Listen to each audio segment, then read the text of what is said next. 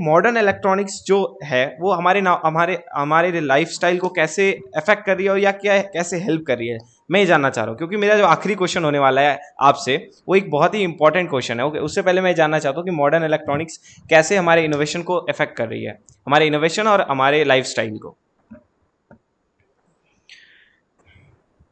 I mean it's really very funny कि हम मतलब आप खुद सोच के देखो कि हम इलेक्ट्रॉनिक्स के बगैर, मतलब इलेक्ट्रॉनिक्स अगर आप अपने डेली लाइफ से हटा दो तो हम अभी अपने लाइफ को इमेजिन तक नहीं कर सकते।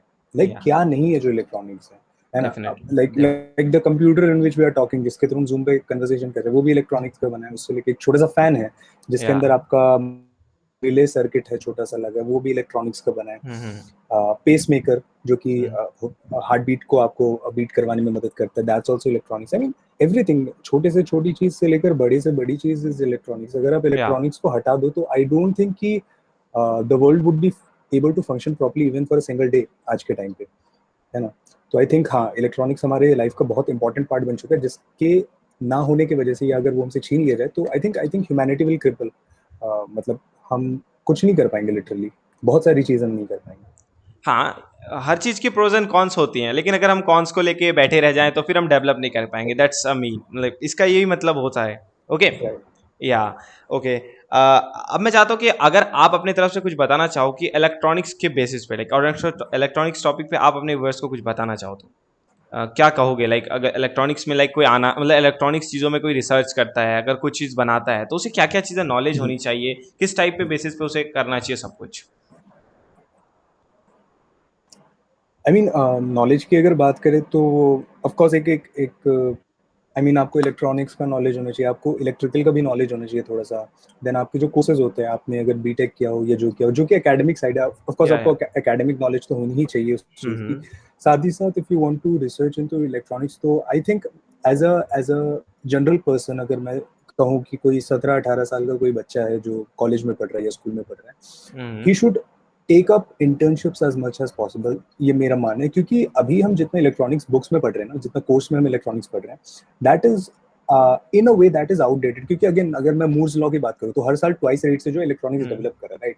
आप जब तक पीएन जंक्शन डायोड पढ़ते हो, उसके आगे की कुछ और चीजें पढ़ते हो, आईसी पढ़ते हो, 8051 तक भी आप अगर पढ़ लेते हो, तो भी वो चीज जो है 50 to 60 years अभी पीछे है एप्लीकेशन के पॉइंट ऑफ व्यू से। अभी जो हम्म। मार्केट में अप्लाई हो रही है जो चीजें, that is much more advance than जो आपको पढ़ाया जा रहा है। सो आई थिंक अगर आपको इलेक्ट्रॉनिक्स में इंटरेस्ट है, अगर आपको मॉडल्स बनाने में या सर्किट्स बनाने में, या रास्पबेरी पाई या आर्डिनो के सर्किट्स जो होते हैं, कितने सारे प्रोजेक्ट्स आपको ऑनलाइन मिल जाते हैं, राइट। तो या आई थिंक ये सारी चीजें हैं जो आपको ज्यादा से ज्यादा करना चाहिए, क्योंकि आपका इंटरेस्ट है तो don't just rely on the academic part, rely also on the जो आपका एप्लीकेशन पार्ट है उसमें भी रिलाई करो। So that's my whole thinking. और ऑफ कोर्स अगर क्यूरियोसिटी होगा बंदे का तो दे विल डू रिसर्च, और रिसर्च वाले जॉनर में भी, सॉरी, रिसर्च वाली फील्ड में भी वो मतलब ज्यादा से ज्यादा चीजें ढूंढ सकते हैं और प्रोग्रेस कर सकते हैं उसमें। या डेफिनेटली।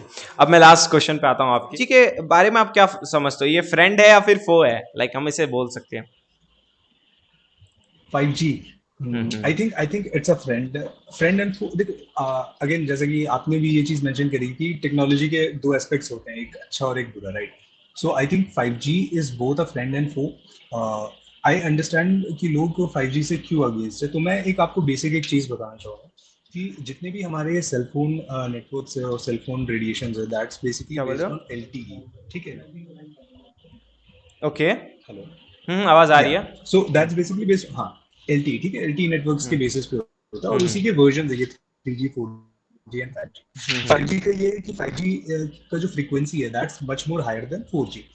अब ना हमको पहले समझना पड़ेगा कि एक चीज तो हमको एक्सेप्ट करनी पड़ेगी कि हम ये बोलते हैं ना कि रेडिएशन हमारे लिए हार्मफुल है ना। बहुत लोग बोलते हैं कि फोन को अपने पास मत रखो, रेडिएशन हमारे लिए हार्मफुल है।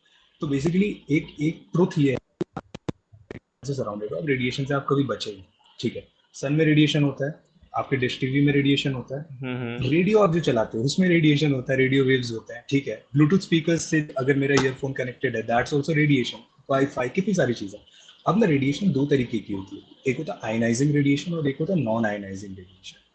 आयनाइजिंग रेडिएशन जो होता है कि माइक्रोवेव में यूज होता है, जो कि आपके एक्सरे में यूज होता है, ऐसे रेडिएशन जो आपकी बॉडी के साथ इंटरेक्ट करके उसमें कुछ ना कुछ चेंजेस करते हैं, दोज आर आयनाइजिंग रेडिएशन। तो नॉन आयनाइजिंग रेडिएशन होते हैं जैसे कि आपका रेडियो वेव्स हो गए जो आपकी रेडियो में आते हैं, देन आपका ब्लूटूथ वाला हो गया, देन आपका फोन का वाईफाई सिग्नल्स हो गए, ये सारे नॉन आयनाइजिंग होते हैं जो कि हार्म नहीं करते आपको। तो ना होता क्या है, स्पेसिफिक एब्जॉर्प्शन रेट एक चीज होती है कि आपकी बॉडी कितना रेडिएशन एब्जॉर्ब करती है पर्टिकुलर, मतलब एक पर्टिकुलर एरिया में जितना रेडिएशन पड़ेगा ना वो कितना हार्म करता है आपकी बॉडी को, दैट स्पेसिफिक एब्जॉर्प्शन रेट। तो ये जितने भी फोन के नेटवर्क्स हैं इनके स्पेसिफिक एब्जॉर्प्शन रेट्स बहुत कम है एज कम्पेयर टू से फॉर एग्जांपल माइक्रोवेव, ठीक है। और एक छोटा सा हम लोगों ने ये अपने बैकएंड में, हमारी लॉजिकल पैराडॉक्स टीम ने बैकएंड में एक स्टडी किया एंड देन कैलकुलेशन किया, जिसके बेसिस पे वी फाउंड आउट कि जो रेडिएशन आपके सेल फोन से निकलता है, राइट, उससे कई ज्यादा रेडिएशन आपकी बॉडी तब झेलती है धूप में 1 घंटे घूम के आते हैं। Okay, why? क्योंकि आपके सन से भी यूवी रेडिएशन आता है, यूवी रेडिएशन रेडिएशन आपकी बॉडी को हार्म कर सकता है। बॉडी में जो टैन होता है that's also an effect of radiation. है ना, कई बार हम देखते हैं कि सन बर्न हो जाता है, हमारी बॉडी में आ जाती है, that's also an effect of radiation. है ना, तो आई थिंक ये आर्गुमेंट करना कि रेडिएशन हमारे लिए हार्मफुल है, बिल्कुल है रेडिएशन हमारे लिए हार्मफुल, लेकिन आप इन सारी चीजों को भी इग्नोर नहीं कर सकते कि आप रेडिएशन से अभी भी लिटरली घिरे पड़ो। एक बनाना में भी रेडिएशन होता है, केले में जो आप एक केला खाते हो उसमें भी रेडिएशन होता है बहुत ज्यादा अमाउंट पे। ही क्यों लोग, राइट, हाँ बहुत ज्यादा अमाउंट पे अगर आप बनाना रखेंगे तो उससे बहुत रेडिएशन निकलता है। एंड आपको 5G ही क्यों लोग टारगेट कर रहे हैं, क्योंकि इसकी फ्रीक्वेंसी ज्यादा। पहले क्या होता था ना कि जो सेलफोन टावर्स होते थे जैसे 4G नेटवर्क है, उनका क्या होता था, वेवलेंथ ज्यादा होता था, मतलब फ्रीक्वेंसी कम होती थी, तो वो ज्यादा दूरी तक अपना रेंज उनका था। 5G नेटवर्क के साथ क्या है कि उनकी स्पीड ज्यादा है ना, मतलब फ्रीक्वेंसी ज्यादा है। अब फ्रीक्वेंसी ज्यादा होने की वजह से क्या हो गया कि उनकी रेंज हो गई कम। अब इनको क्या करना पड़े कि सेलफोन टावर्स जगह जगह लगाने पड़े।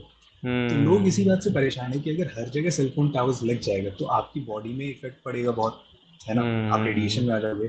तो आर्ग्यूमेंट उनका सही है, बट द पॉइंट इज कि आप सिर्फ ये नहीं कह सकते कि सिर्फ 5G की वजह से आपको हार्म हो रहा है, 10 और चीजें जिसकी वजह से आपकी बॉडी रेडिएशन झेल रही है। डेफिनेटली ओके, या बिल्कुल, thank you for your support.